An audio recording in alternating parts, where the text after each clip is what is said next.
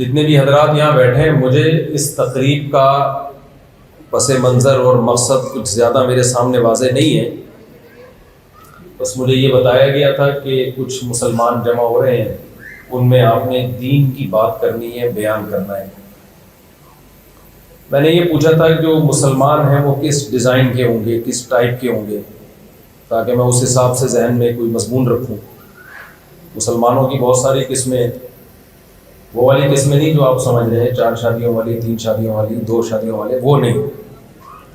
مطلب ہے تاجر برادری ہے، مزدور پیشہ ہے، یا ملازم پیشہ لوگ ہیں، یا ایجوکیشن سے وابستہ لوگ ہیں، کس ٹائپ کے لوگ ہیں۔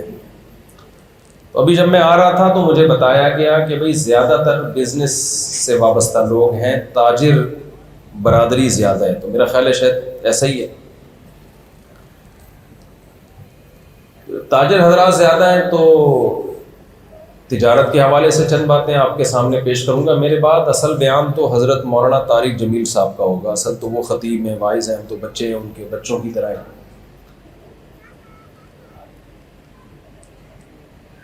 دیکھیں میں کوئی بہت زیادہ پیچیدہ باتیں نہیں کر رہا آپ سے، کچھ باتیں 2 اور 2 4 کی طرح بالکل واضح ہیں، جو میں بھی جانتا ہوں اور آپ بھی پہلے سے جانتے ہیں۔ جب آپس میں تکرار ہو جاتی ہے تو کچھ باتیں تازہ ہو جاتی ہیں۔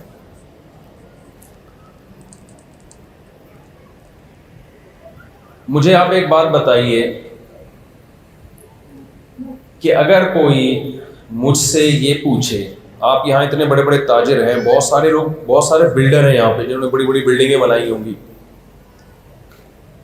اگر میں آپ کو یہاں پر بلڈنگیں بنانے کے طریقے اور کاروبار میں پیسہ انویسٹ کرنے کا طریقہ اور کس بزنس میں کتنا پیسہ ہے، یہ سب چیزیں بتانا شروع کر دوں تو آپ کو یقیناً برا لگے گا، آپ کہیں گے مفتی صاحب یہ ہمارا ٹاپک ہے، یہ آپ کا ٹاپک۔ اچھا میں جب سینٹینس کو نامکمل چھوڑوں، اس کو میری طرف سے ہٹا دیں، پتہ نا ڈائریکٹ منہ پہ لگ رہا ہے، جب میں کوئی جملہ ادھورا چھوڑوں گا تو آپ نے اس کو کمپلیٹ کرنا ہے، تاکہ مجھے یہ احساس ہو کہ آپ میرے ساتھ میری بات چیت میں شریک ہیں۔ میں سمجھا پا رہا ہوں اپنی بات؟ جزاک اللہ۔ تو میں اگر آپ کو یہاں پیسہ کمانے کے طریقے بتانا شروع کر دوں،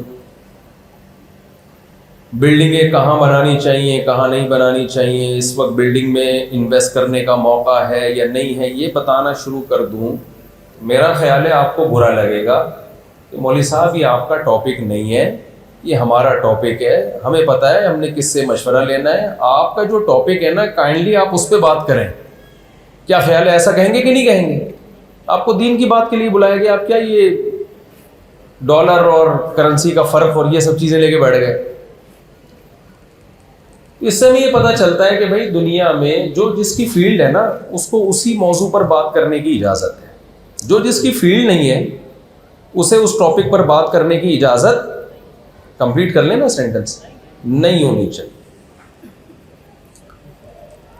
آپ میں سے کوئی اگر تاجر ہے، بزنس کر رہا ہے، کسی کے گردے میں تکلیف ہے اور وہ آپ کے پاس آئے کہ آپ نے یہ بلڈنگ بنا دی، اتنی زبردست بلڈنگ بنائی، اربوں روپے انویسٹ کیے، اس پہ کروڑوں روپے کمائے، آپ نے اتنے قابل آدمی ہیں، کائنڈلی میرے گردے میں بہت شدید تکلیف ہے، آپ اس کو ٹھیک کرنے کا کوئی طریقہ بتا دیں۔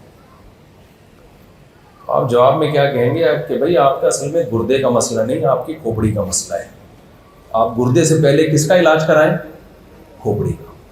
یہ جو کام ڈاکٹر کا تھا اس کام کے لیے آپ کس کے پاس آ رہے ہیں؟ بولیں، میرے پاس۔ آپ کہہ رہے ہوں گے مفتی صاحب یہ کس قسم کی مثالیں لے کے بیٹھ گئے ہیں، سمجھانا کیا چاہ رہے ہیں؟ میں بھی سمجھانا جو چاہ رہا ہوں وہ میں آ رہا ہوں اس کی طرف۔ ہمارے ساتھ بہت بڑا مسئلہ یہ ہے کہ ہم ہر چیز ہر ایک سے لینے کی کوشش کر رہے ہیں، جس کے پاس ہے اس سے بھی اور جس کے پاس نہیں ہے اس سے بھی۔ دیکھیں دنیا میں ہر چیز ہر ایک کے پاس نہیں ہوتی اور ہر مسئلہ ہر کتاب میں نہیں ہوتا۔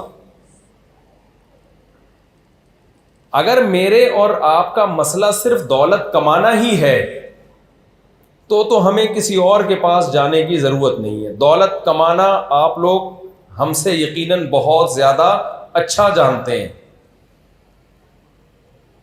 لیکن آپ کو پتہ ہے کبھی کبھار آپ کا مسئلہ آپ کی ہیلتھ بھی ہوتی ہے, شوگر لیول اوپر نیچے ہو رہی ہوتی ہے, اس وقت آپ ڈاکٹروں سے رابطہ کرتے ہو. کبھی کوئی ڈپریشن بھی ہوتی ہے, اس وقت آپ جو نفسیاتی ڈاکٹرز ہیں ان سے رابطہ کرتے ہیں. کبھی ملکی حالات خراب ہونے کی طرف جا رہے ہوتے ہیں, سیاستدانوں سے رابطہ کرتے ہیں آپ. تو اس سے ہمیں پتہ چلا کہ بھائی ہم کبھی بیگم ٹینشن دے رہی ہوتی ہے تو سسرال یا اسرائیل سے رابطہ کرتے ہیں. سسرال کا دوسرا نام اسرائیل بھی ہے پیار سے, اور اس میں جو داماد ہے نا وہ فلسطینیوں کی طرح ہی ہوتا ہے سسرال کے سامنے. تو ہمارے مسائل صرف دولت نہیں ہے, بیسیوں اور بھی بہت سارے ہماری زندگی میں مسائل ہیں.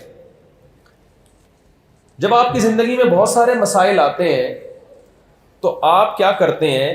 یقیناً سارے مسائل کو حل کرنے کی کوشش کرتے ہیں, ایسا ہے نا.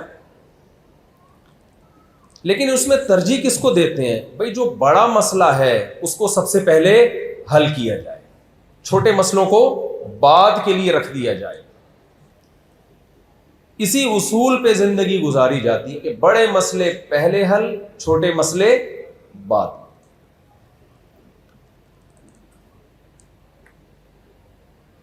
جب انسان دنیا میں آیا نا تو اس کو بھوک لگی, اس نے کہا میرا مسئلہ روٹی ہے, روٹی ملنی چاہیے. اس نے کھیتی باڑی کی, جب روٹی ملنا شروع ہو گئی اس نے کہا میرا مسئلہ لباس بھی ہے, اس کو لباس کی فکر ہوئی. اس نے کہا میرا مسئلہ مکان ہے, اس کو گھر کی فکر ہوئی. تو ان تین چیزوں میں جس کو روٹی, کپڑا اور مکان کہتے ہیں, کمپٹیشن شروع ہو گیا جو آدم علیہ السلام کے زمانے سے لے کے اب تک چلا. اللہ نے انسان کو عقل دی ہے, اس نے اپنی زندگی کو ہر آنے والے دن بہتر سے بہتر بنانے کی کوشش میں مقابلہ شروع کیا. کچھ اس دوڑ میں پیچھے رہ گئے, کچھ بڑھتے بڑھتے آگے, اور کچھ بہت زیادہ آگے, بہت ہی آگے نکل گئے. اس کا نقصان یہ ہوا کہ ہم یہ سمجھ بیٹھے کہ ہمارے مسئلے یہی ہیں. ہمارا سب سے بڑا مسئلہ کیا ہے؟ اسی دنیا کی دوڑ میں, اس جنگ میں جیتنا, عزت, شہرت, دولت, یہ ہمارا سب سے بڑا مسئلہ ہے. یہ جو آسمانی کتابیں آسمان سے اللہ نے نازل کی ہیں نا, اور پیغمبروں پر جن کو اپنا نمائندہ بنا کے اللہ نے دنیا میں بھیجا, ان پیغمبروں کو اللہ نے یہ بتایا اور آسمانی کتابوں میں اللہ نے یہ سمجھایا کہ تمہارا سب سے بڑا مسئلہ روٹی, کپڑا اور مکان نہیں ہے. تمہارا سب سے بڑا مسئلہ یہ ہے کہ دنیا میں جس کام کے لیے بھیجا گیا ہے وہ اس کام کو فوکس کر رہا ہے یا نہیں کر رہا. اگر آپ اس کام کو فوکس نہیں کر رہے تو آپ کے سارے مسائل حل ہو کے بھی آپ ناکام ہو. اور جس کام کے لیے آپ کو بھیجا گیا ہے اگر آپ نے اس کام کو فوکس کیا ہوا ہے تو اگر تھوڑے بہت مسئلے دائیں بائیں ہو بھی جائیں تو کوئی اتنا بڑا مسئلہ نہیں ہے.